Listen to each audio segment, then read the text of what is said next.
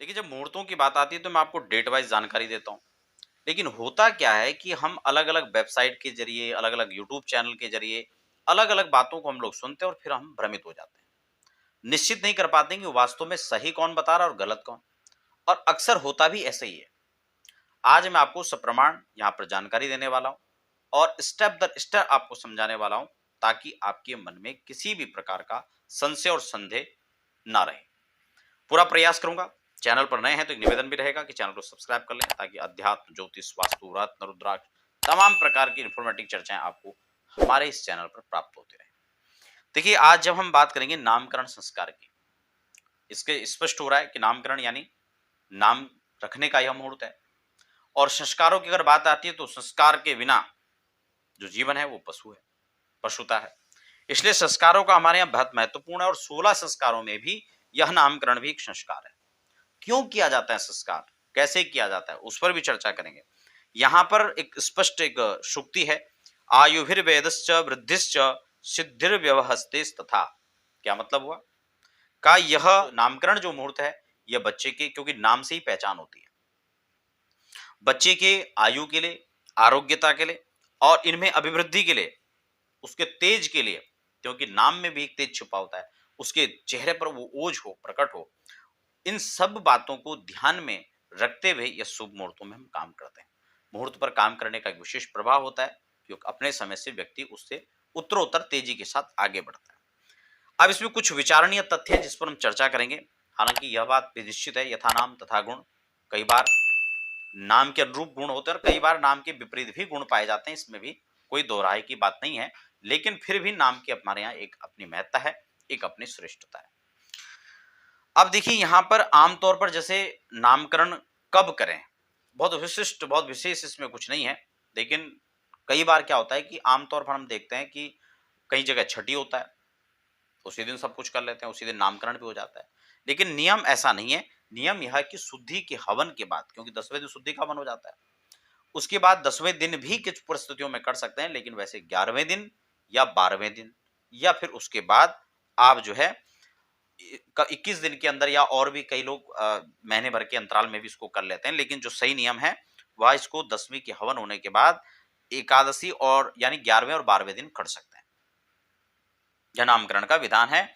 और इसमें आम जैसे कि कई बार 10वें दिन में भी अक्सर लोग कर देते हैं, तो कोई दिक्कत नहीं, चलता है उस दिन भी। लेकिन हवन और जो शुद्धि है उस दिन का, उसको करने के बाद ही इसको करें, इस बात का भी ध्यान रखना चाहिए। नहीं कि पहले नामकरण ही कर दिया, ठीक है ना। तो इस चीज को ध्यान में रखना है।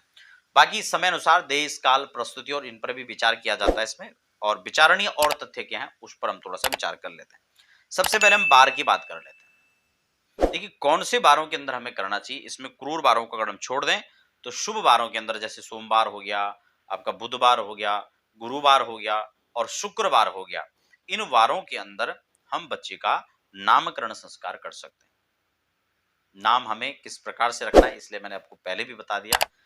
या तो हम जन्माक्षर से नाम रखें, और कई बार कुछ ऐसी स्थितियां होती हैं कि जब मान लो अणाक्षर से नाम निकल गया, तब हम क्या रखें, तो हम न से रख सकते हैं, नक्षर, ठीक है।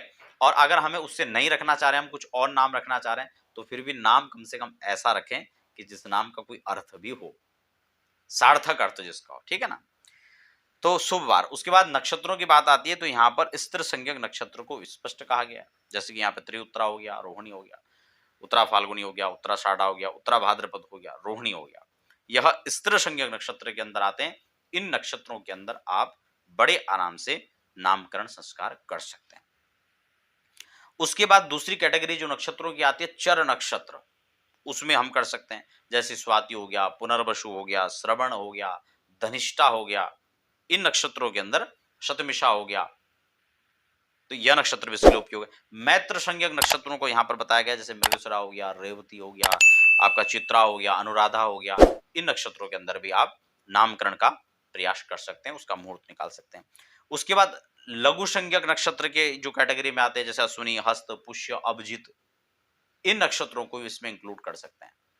अर्थात तिथि की हमने चर्चा यहाँ पर की नहीं, सॉरी, हाँ, तिथियों का भी हमने नहीं बताया। आपको क्या बताया, पहले हमने नक्षत्र बता दिया और 12 बता दिया, ठीक है। अब हम बात तिथि की कर लेते हैं, क्योंकि तिथि भी इसके अंदर महत्वपूर्ण भूमिका निभाती है। तिथियों के अंदर हमें इस बात का ध्यान रखना है कि रिक्ता तिथि तो सर्वथा इसमें वर्जित मानी ही जाती है। ठीक है ना? आपको चतुर्थी परित्याग कर देना है, चौदस चौदस को छोड़ देना है और नवमी को छोड़ देना है और अमावस्या को भी साथ में छोड़ देना है। ये 4 तिथियाँ बिल्कुल इसमें वर्जित मानी जाएँगी। अन्य जो शुभ तिथियाँ हैं, उसमें क्या कौन-कौन सी तिथियाँ हैं जो यहाँ पर ली गई हैं, जैसे कि यहाँ प्रतिपदा को बताया गया, लेकिन फिर गंडांत प्रतिपदा का भी परित्याग कर देना चाहिए, ठीक है ना?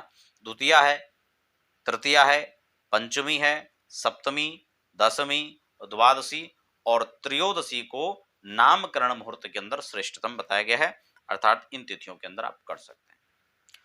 अब आगे बात आती है चंद्रबल का। चंद्रबल में क्या है, हम वही बच्चे का राशि का एक चार्ट तैयार करेंगे और गोचर के उस दिन के चंद्रमा को उस राशि पर बिठा देंगे।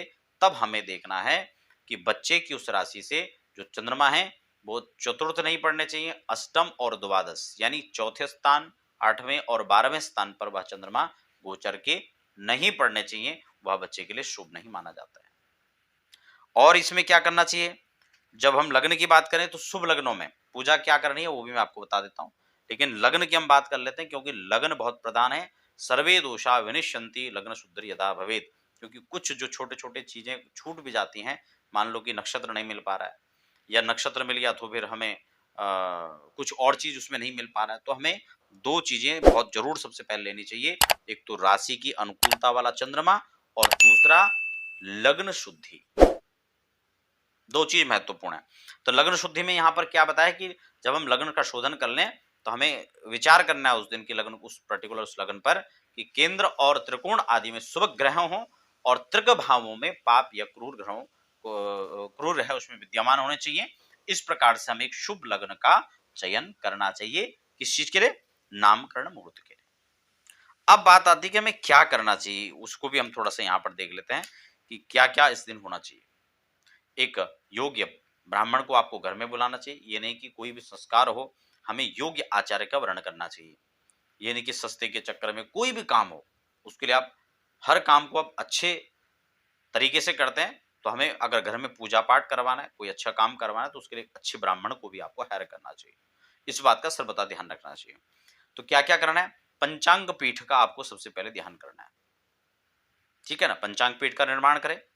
पंचांग पीठस्थ देवता, जैसे कि उसमें सबसे पहले आपको गणेश अंबिका का पूजन करके और फिर पंचांग पीठ में जैसे ओमकार हुआ, श्री का पूजन हुआ, स्वस्ति का पूजन हुआ, उसके बाद आपका वास्तुस्पति सर्प के रूप में वहां उनका भी पूजन होता है। षोडश मातृकाएं हैं, सप्तघृत मातृकाएं हैं और नवग्रह हैं, इन सबका पंचांग पीठ में पूजन करना चाहिए। इसके अतिरिक्त जो है नवजात शिशु जो है उसके आयु आरोग्यता के लिए और उसका एक नया संस्कार हो रहा है, तो इसलिए इष्ट देवता, कुल देवता, ग्राम देवता, स्थान देवता, क्षेत्रपाल देवता और पितृ आदि देवताओं का भी अर्चन पूजन करना चाहिए। और तब फिर जो है शुभ स्थिति में, शुभ संयोग में एक बच्चे का उस नक्षत्र के अनुसार उसकी अनुकूलता को रखते हुए एक नाम रखना चाहिए। वैसे तो 5 प्रकार से नाम रखने की परंपरा है, लेकिन वो तो बहुत विस्तार हो जाएगा। लेकिन शॉर्ट में आपको बता देता हूँ कि एक तो जन्म राशि के हिसाब से उसका नाम हो गया, जिसको जन्म नाम हम लोग कह देते हैं, जन्म राशि कह देते हैं। और दूसरा प्रसिद्ध नाम, वो आप अपने अनुसार कोई भी रख सकते हैं, उसमें कोई दिक्कत नहीं। क्योंकि कई बार ये भ्रम बना रहता है कि नहीं नाम तो इसी अक्षर से, हम इसी अक्षर से रखेंगे। तो ऐसा बिल्कुल भी नहीं है, कोई शास्त्रीय विधान नहीं है, कोई शास्त्रीय प्रमाण नहीं है। प्रसिद्ध नाम आप अपने रुचि के अनुसार रख सकते हैं, लेकिन नाम रखने में आपको मैंने ये फिर से आपको बता दूं कि आप अत्याधुनिक नामों में भी इस चीज का जरूर विचार करें कि नाम का कोई सार्थक अर्थ भी होना चाहिए। तो आशा करता हूं नामकरण मुहूर्त पर या इसी मुहूर्त पर नहीं, हम सभी प्रकार की अध्यात्म, ज्योतिष और तमाम वास्तु आदि की जानकारियां आपको समय समय पर प्रमाणिक रूप से देते हैं। आप ऐसे ही तमाम कार्यक्रम के लिए हमारे चैनल पर बने रहें। चैनल को सब्सक्राइब अभी भी नहीं किया तो चैनल को सब्सक्राइब कर लें और मिलते हैं फिर एक अगले और नए खास कार्यक्रम में। तब तक के लिए दीजिए इजाजत। धन्यवाद।